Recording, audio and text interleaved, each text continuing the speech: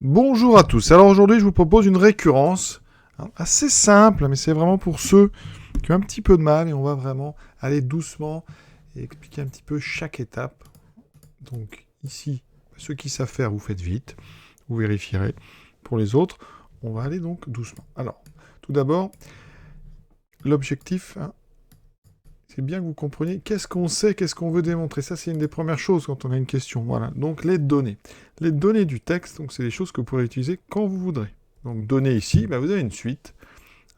On sait que U0 est égal à 4 et vous aurez le droit d'utiliser le fait que, alors je vais utiliser le symbole pour tout, pour tout n appartenant à n, on sait que un plus 1 s'obtient en faisant un plus 2n plus 2. Voilà, ça c'est une donnée utilisable quand vous voulez.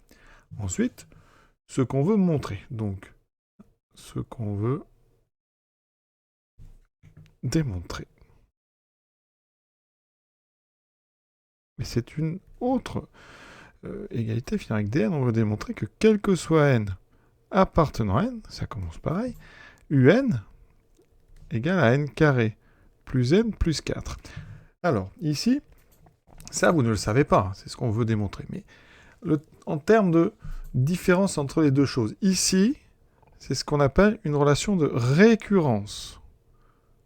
Donc, relation de récurrence. Relation de récurrence, ça veut dire qu'on a un plus 1 en fonction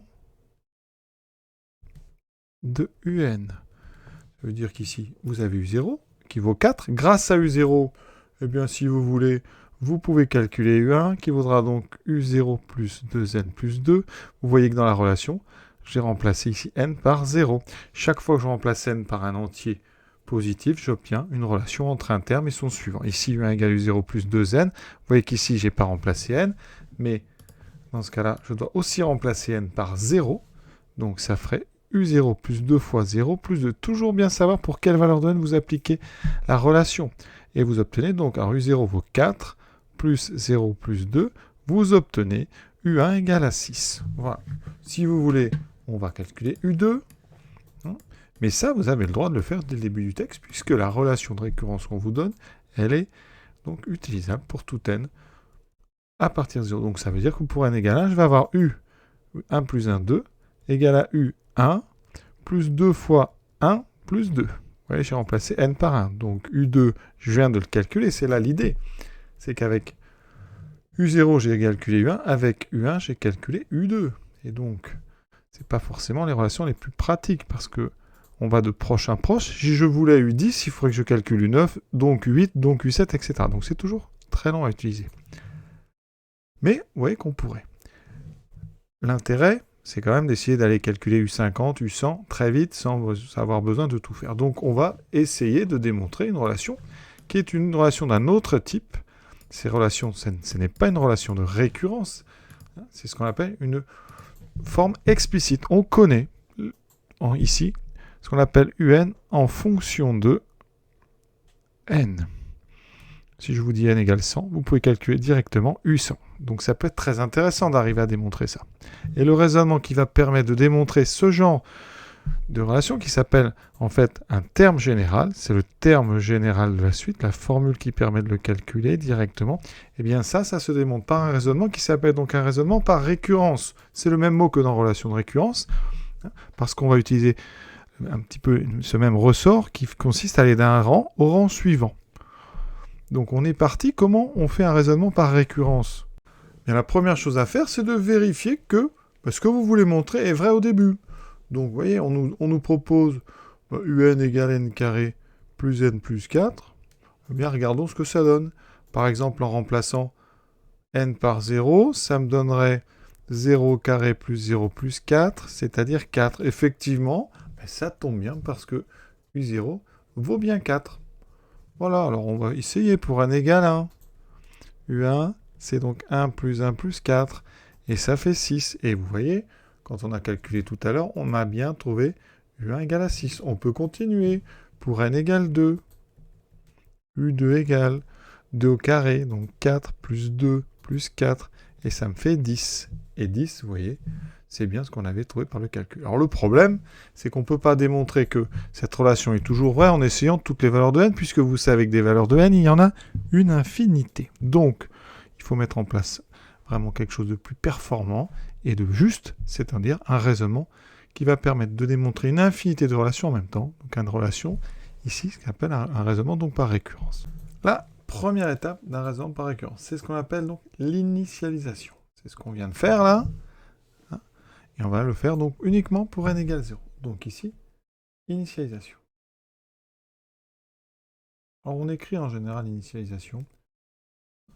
Donc on essaye pour n égale 0, pour la première valeur de n pour laquelle vous voulez démontrer la propriété. Et d'ailleurs, on écrit la propriété juste avant de faire le raisonnement. On veut montrer, et vous mettez, donc qu'est-ce que vous voulez montrer, et pour quelle valeur de n? Donc pour tout n appartenant à n, on veut montrer donc que un égale n carré plus n plus 4. Voilà.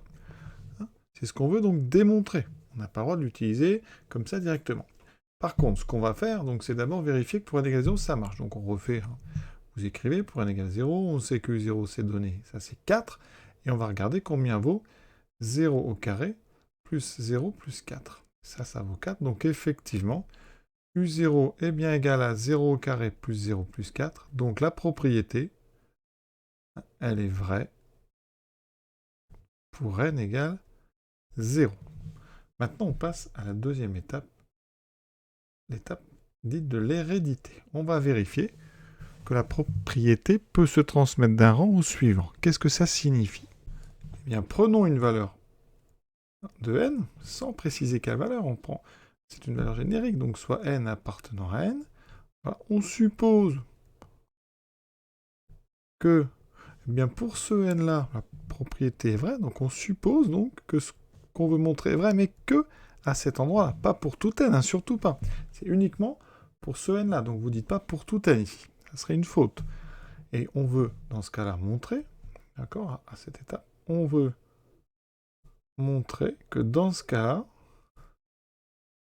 en supposant donc cette relation vraie pour ce n-là, eh bien qu'au rang suivant, un plus 1, eh bien, ça sera la même formule, mais adaptée à n plus 1. Donc n plus 1 au carré, plus n plus 1, plus 4. Voilà ce qu'on veut, c'est-à-dire passer de ce qu'on a supposé ici, qui s'appelle l'hypothèse de récurrence, à ici notre but, d'accord, le but, c'est-à-dire la même propriété, mais qu'on a écrite au rang suivant. Vous avez le droit donc d'utiliser les données du texte. Les données, je vous ai dit, il n'y en a que 2, c'est U0 égale 4, ça on l'a déjà utilisé. C'est aussi la relation ici de récurrence qui définit UN, ça vous avez le droit de vous en servir. Et on va donc commencer par ça.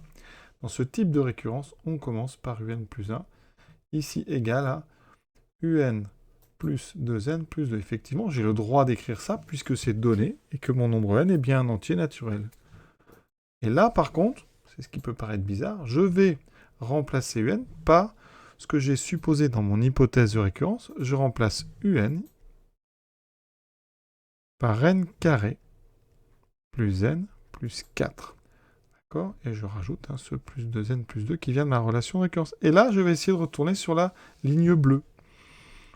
Donc, n carré, alors ici, plus 3n, plus 6. Est-ce que ce que j'ai en bleu, c'est pareil que ça?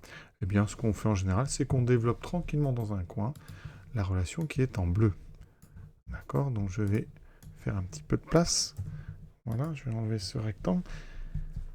Et ici, je vais développer. Donc, si je développe, moi, il faut que je montre ici, donc, n carré plus 2n plus 1, c'est une identité remarquable, plus n plus 1, plus 4. Donc je dois réussir à montrer que un plus 1, c'est n carré plus 3n plus 4 et 1 et 1 plus 6. Et ça tombe bien parce que c'est exactement ce qu'on vient de montrer. Donc, ça veut dire que un égale à n carré plus n plus 4 implique que un plus 1 est bien égal à n plus 1 au carré plus n plus 1 plus 4. Ça s'appelle de l'hérédité. C'est une transmission de la propriété, donc d'un rang au suivant. Et donc vous êtes parti de votre hypothèse de récurrence, qu'en général on appelle HR. pour arriver à votre but. Donc vous devez être capable d'écrire toujours l'hypothèse de récurrence et le but. Et vous utilisez pour démontrer ce passage les données du texte. Vous écrivez sur votre copie l'hérédité est vérifiée.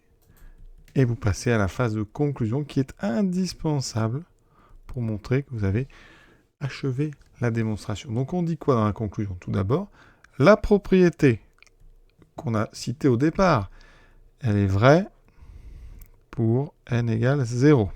Ensuite, cette propriété, elle est héréditaire. Elle se transmet d'un rang au suivant. Et donc, par le principe de récurrence, mais vous pouvez dire que cette propriété, elle est vraie. Donc, pour tout n appartenant à grand N. Je résume par un petit schéma. Votre propriété, elle est donc vraie pour n égale 0.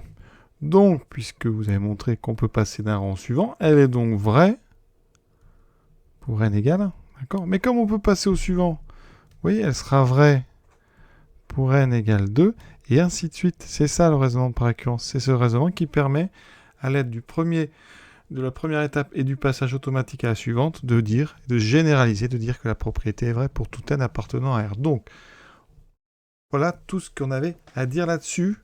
Donc, j'espère qu'à présent, vous aurez compris que d'abord, ça se rédige une récurrence, qu'il y a des étapes obligatoires, qui peuvent varier selon les professeurs, mais qu'il faut absolument faire. Donc, initialisation.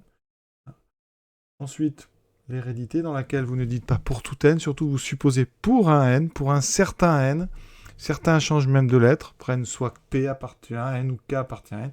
L'important, c'est vraiment de comprendre que vous êtes en train de montrer le passage de la propriété à un rang à la propriété au rang suivant. Donc dans un coin, il faut avoir mis, j'insiste, le but, là j'ai mis en bleu, votre hypothèse de récurrence claire, et savoir que les récurrences comme celle-ci s'attaquent par la donnée du texte, c'est-à-dire la relation de récurrence. Et après, vous mettez votre hypothèse dès la deuxième étape, et normalement, avec un petit développement, ça devrait passer. Voilà. Ensuite, vous n'hésitez pas à dire que l'hérédité est vérifiée, que le but est atteint, et vous faites une conclusion, c'est obligatoire. Et ensuite, eh bien, vous pouvez passer à la suite. Voilà, je vous souhaite une bonne fin de journée à tous, à bientôt.